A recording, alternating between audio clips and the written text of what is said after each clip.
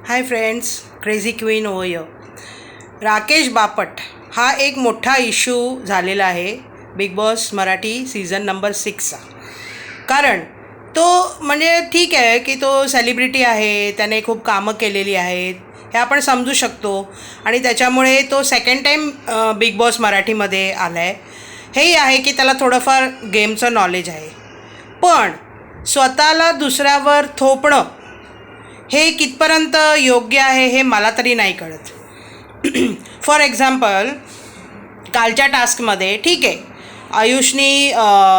आयुष आणि अनुश्री आणि दीपालीमध्ये हे डिसाईड झालं की बाबा राकेशला काढायचं आहे.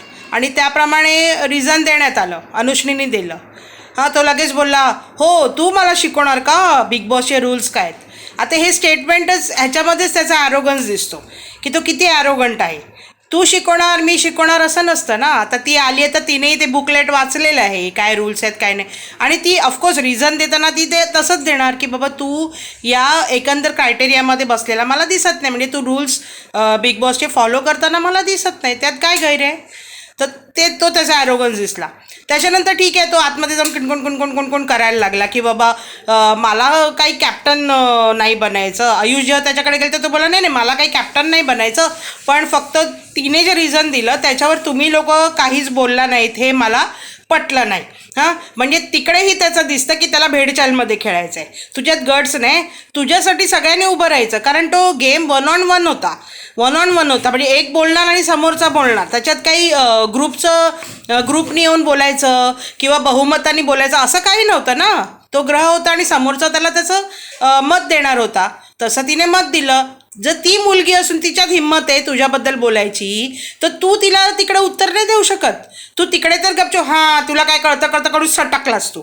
हां, आणि नंतर तू सगळ्यांकडे तू अपील करतोयस. इनडायरेक्टली हे अपीलच आहे, ओके, की तुम्ही सर्वांनी जेव्हाही माझ्यावर अटॅक होईल ना तेव्हा तुम्ही सर्वांनी उभं राहायचं. आणि दाखवतोय काय की ही ग्रुपची लॉयल्टी आहे. अरे बाबा, तुम्ही ग्रुप बाहेर सँक्शन करून बिग बॉसला लिहून देऊन आलेत का खेळायला की हा आमचा ग्रुप आहे आणि हा ग्रुप आम्ही जाऊन खेळतोय, असं नाही ना. तिकडे ग्रुप बनलाय, प्रत्येकाची इंडिव्हिज्युअलिटी आहे. प्रत्येकजण ठरवेल की त्याला बोलायचं की नाही. आणि तिकडे तर बोलायचा प्रश्नच येत नव्हता, कारण त्याला स्वतःसाठी बोलायला हवं होतं.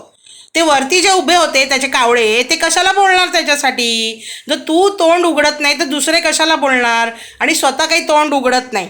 हां, त्याची मोनोपॉली काय आहे की मला सगळ्यांनी पुढे करा, मला सगळ्यांनी वोट द्या, मला सगळ्यांनी वर घ्या, तेव्हा मी खेळेन आणि तेव्हा मी दिसेन. तू असा खेळ खेळायला आलायस का, हे कम्प्लिटली चुकीचं आहे. आणि तिकडे मग विशाल आहे ना, हा बरोबर वाटतो. कारण विशाल त्यांच्या ग्रुपमध्ये बसून जे बोलला की बाबा हा तर गॉडफादर बनायला जातो, हा स्वतःला ग्रेट समजा, हे इथे बरोबर दिसण्यात आलं की हे तो बरोबर बोलतोय. कारण जर तू स्वतःसाठी नाही स्टँड घेत, तू दुसऱ्यांकडनं का अपेक्षा करतो. मग तुझ्यात जर एवढे गट्स नाहीत ना तर खेळू नको, गपचूप त्या बेडवर जाऊन झोप.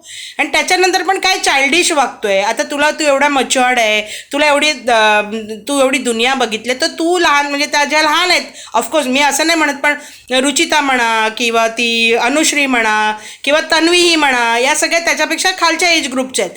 तू त्यांना काहीतरी त्यांना दाखवायला पाहिजे एक माइलस्टोन म्हणून की बाबा हे असं असं खेळायला पाहिजे.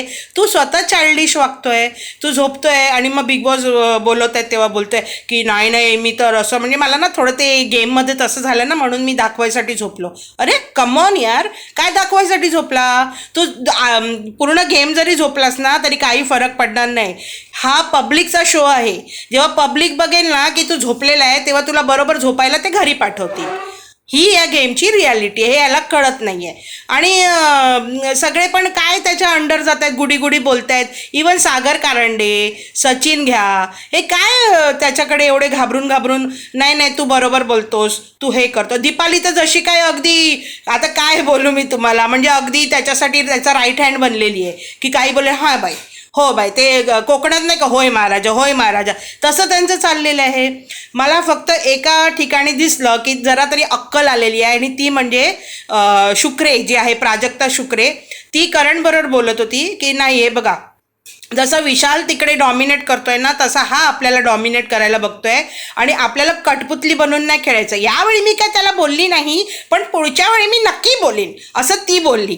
त्यावेळी त्यांना कळतंय की हा डॉमिनेट करायला बघतोय, हा महाराजा व्हायला बघतोय, कळलं की नाही. आणि हे सगळे त्याचे प्यादे आहेत, हे तो करायला बघतोय. दीपालीला त्याने वजीर बनवून ठेवलेलं आहे. आता या लोकांना अकला नाहीत की तुम्हाला हा चान्स किती मेहनतीने आणि किती म्हणजे मुश्किलीने मिळतो बिग बॉसमध्ये मराठीमध्ये यायचा, आणि तुम्ही अशा प्रकारे कोणाचा तरी मिंधेपणा घेऊन, कोणाचा तरी गुलाम बनून तुम्ही भेडचालमध्ये का खेळताय. ग्रुप ठीक आहे, ग्रुप बनतातच बिग बॉसमध्ये, मी असं नाही म्हणत, पण भेडचालमध्ये का खेळताय तुम्ही. मग त्या बाबतीत रुचिता सॉरी अनुश्री ह्यांना मी खरंच 10/10 देईन. आणि ती राधा, तिला पण काय, तिला ना तन्वी इन्फ्लुएन्स करते. ओके, अनुश्रीला पण करते, पण Anushree is very strong player. तिला कळतं की तन्वी काय खेळते, ती तन्वीशी पण गोड राहते, इकडे येऊन पण गोड राहते. रुचिता 1-on-1 आहे, बाबा चल आलं तर घे नाही तर जा. रुचिता कोणाची केअर करणारी नाही, ती धडधड धडधड, मी बोलले ती कोल्हापूरचा तोफगोळा आहे, ती सुटला का थांबत नाही, ती केअर करत नाही तन्वीची. आणि इथे विशाल ही जे त्याची मतं मांडतो ना, ती बरोबर मांडतो. ते म्हणतात की विशाल इन्फ्लुएन्स करतो, हे करतो, पण तसं नाही आहे. विशालच्याही सगळ्या गोष्टी काही ते ऐकत नाही. आता विशाल तिकडून तो काढून आला, त्याला बोला ये आमच्या ग्रुपमध्ये, त्यात काय गैर आहे, यू कॅन इन्व्हाइट एनीबडी. तर राधा बोलते नको असं बोलून नको ना, मग तिकडे कसं जातं माहिती आहे का तुला. आता हे काय असं जातं तसं जातं, आणि तुम्ही काय एवढं इन्फ्लुएन्स होत आहे. तुम्ही खेळा ना, तुमचा बिंदास खेळा, रणांगणात उतरले तर रणसंगीनी व्हा आणि खेळा ना. कशाला कोणाला घाबरताय. I can't understand. It's a game and you have to take it as a game only. तुम्ही स्वतःचं पर्स्पेक्टिव्ह ठेवा, स्वतःच्या मताने खेळा, तुम्हाला गेममध्ये काय दिसतंय. याला काय अर्थ नाही की तुम्ही ह्याला दीपाली येऊन इन्फ्लुएन्स करते, ती शुक्रे येऊन इन्फ्लुएन्स करते, या घाबरतात. घाबरते कोण, राधा. हे मी सांगते, राधासाठी मी बोलते की राधानी पण स्वतःचा गेम थोडा सुधरवायला पाहिजे. आणि असं राकेश बापट, तुला जर सगळ्यांच्या खांद्यावर हात ठेवून चालायचं आहे बाबा कुबड्या घेऊन, तर तू आलाच कशाला. मग बिग बॉसला सांगायचं मला 2 कुबड्या द्या, त्याच्यावरच मी चालत चालत येतो हळूहळू. बिग बॉसने तुला 2 कुबड्या दिल्या असत्या तुझ्या वयाप्रमाणे. आता असं बोलावं लागेल, हे मला बोलावं लागते, कारण हे जे तो खेळतोय ना, हे कम्प्लिटली चुकीचं आहे. सुरुवातीला तो चांगला दिसला, ओके तू भांडणं सोडवतोय बाबा, चल तू एक मच्युअर्ड फिगर आहे, तू करतोयस, हे खूप चांगलं दिसलं. पण जेव्हा तू इतरांकडे सारखं अपील करतो ना की तुम्ही माझ्यासाठी बोला, माझ्यासाठी स्टँड घ्या, that looks very very very bad and pathetic. मी हे बोलते, हा गेममध्ये हा चालणार नाही. आता बघूया रितेश भाऊ कशा प्रकारे याला टॅकल करतायत, काय बोलतायत, त्यांचं मत काय हे आपल्याला कळेलच उद्या.